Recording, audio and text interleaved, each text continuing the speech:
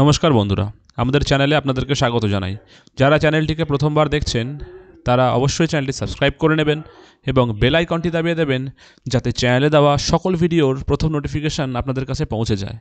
তো আজকে সুপ্রিম কোর্টে আমাদের এসএসসির 10 মার্কস এক্সপিরিয়েন্স পয়েন্ট থাকবে কি থাকবে না এটা নিয়ে যে মামলাটি ছিল সেটার হিয়ারিং হয় এবং অপোজিশন উকিল মানে যারা পিটিশনার পক্ষের আছেন তারা বারে বারে বলেন যে এই 10 মার্কস এক্সপিরিয়েন্স পয়েন্ট নিয়ে একটা বড় ঝামেলা হচ্ছে। এর আগেও অবশ্যই যে এই ম্যাটারটি আপনার সামনে এসেছে, তা সত্ত্বেও আরেকবার আমরা আনতে চাচ্ছি, কারণ এটা নিয়ে একটা অনেক ঝামেলা সৃষ্টি হয়েছে। ইভেন কলকাতা হাইকোর্ট ফ্লাডেড হয়ে গেছে একই টাইপের ম্যাটার নিয়ে।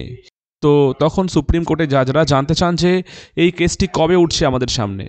তখন পিটিশনের পক্ষ থেকে এবং সরকার পক্ষ থেকে বোথ সাইড থেকে বলা হয় যে 26 তারিখে কেসটি উঠছে।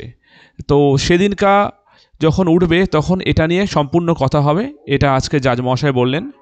এবং এটা ঠিক যে আজকে দুই পক্ষ, স্পেশালি সরকার পক্ষ, এটাকে বারে বারে বোঝাতে চাইলেন যে এই যে 10 নাম্বার এক্সপিরিয়েন্স পয়েন্ট এটা কিন্তু অলরেডি সুপ্রিম কোর্টে একবার উঠেছে এবং সুপ্রিম কোর্ট তখনই কিন্তু এই কথাটাকে খারিজ করে দিয়েছিল। এটা ঠিক। তো এই জিনিসটাকে আজকে আবার রিপ্রেজেন্ট করতে চাইলেন। কপিল সিব্বল মহাশয় স্যার ছিলেন, আমাদের কল্যাণ বন্দ্যোপাধ্যায় স্যার ছিলেন। এছাড়া তারপরে সুপ্রিম কোর্টে তিনি এটাও আজকে বললেন, মানে সরকারি পক্ষ থেকে, যে যদি সুপ্রিম কোর্ট কোনো অর্ডার দেয় যে এই যে নিয়োগ প্রক্রিয়া চলছে এর মধ্যে যেন হাইকোর্ট এখন হস্তক্ষেপ না করে যতদিন না পর্যন্ত 26 তারিখ আসছে। তো এটা নিয়ে কথা হলেও কিন্তু সুপ্রিম কোর্ট কোনো রকম এরকম অর্ডার দেননি। এবার সম্পূর্ণ ব্যাপারটিকে 26 তারিখের জন্য তুলে রাখা হলো। 26 তারিখ বড় হিটেড আর্গুমেন্ট হবে আশা করি।